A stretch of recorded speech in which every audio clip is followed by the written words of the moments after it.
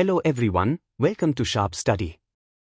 Today we are going to explore about the fundamental unit of life, which is cell. Let's dive in. Cells are the basic building blocks of all living beings. Every living organism, no matter how big or small, is made up of cells. That's why the cell is called the fundamental unit of life. The story of cells begins in 1665, when Robert Hooke observed thin slices of cork under a microscope and saw tiny box-like structures. He named them cells. Later, in 1674, Anton von Leeuwenhoek discovered free-living cells in pond water. In 1831, Robert Brown discovered the nucleus. Then, Schleiden and Schwanner gave the famous cell theory in 1838 and 1839. Stating that all plants and animals are made of cells. Finally, Rudolf Virchow, in 1855, said, "Omnis cellula e cellula," which means all cells arise from pre-existing cells. Now, every cell has three main parts: the plasma membrane, the nucleus, and the cytoplasm. The plasma membrane is the outermost covering of the cell. It is selectively permeable, meaning it allows certain substances to enter or leave the cell while blocking others. It is made up of lipids and proteins.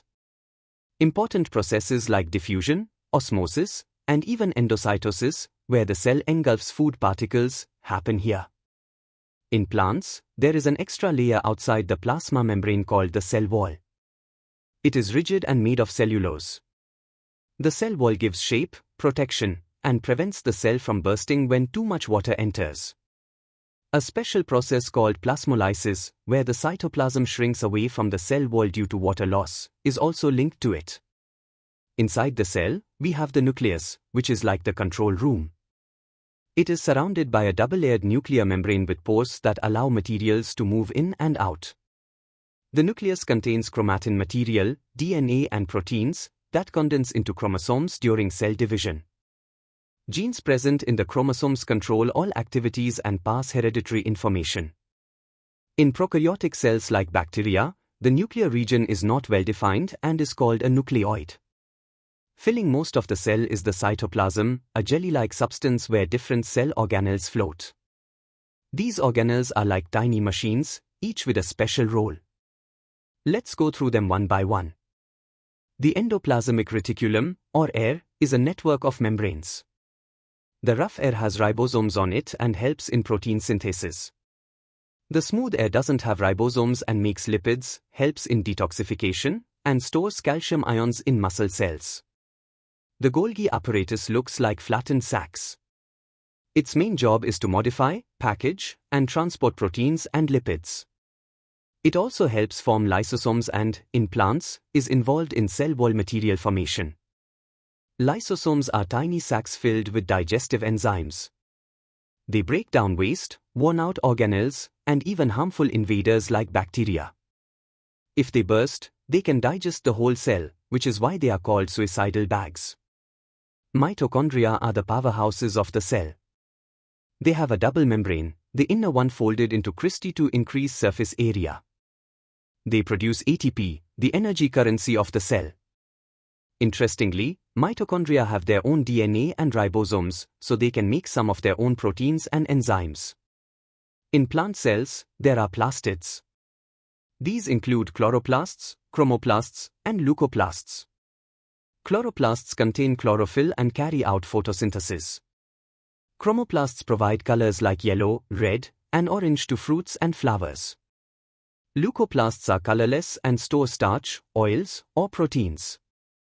Like mitochondria, plastids also have their own DNA and ribosomes. Another important structure is the vacuole. In plant cells, vacuoles are very large and filled with cell sap, which maintains pressure inside the cell and keeps plants upright. They also store useful substances and waste. In animal cells, vacuoles are smaller. In unicellular organisms like amoeba and paramecium, vacuoles help in digestion or expelling extra water. Ribosomes, the smallest organelles, are not bound by membranes. They are made of RNA and proteins. They are the sites of protein synthesis and can either float freely in the cytoplasm or attach to rough air. If we compare prokaryotic and eukaryotic cells, prokaryotes like bacteria are smaller, do not have a true nucleus or membrane-bound organelles, and usually have a single circular DNA.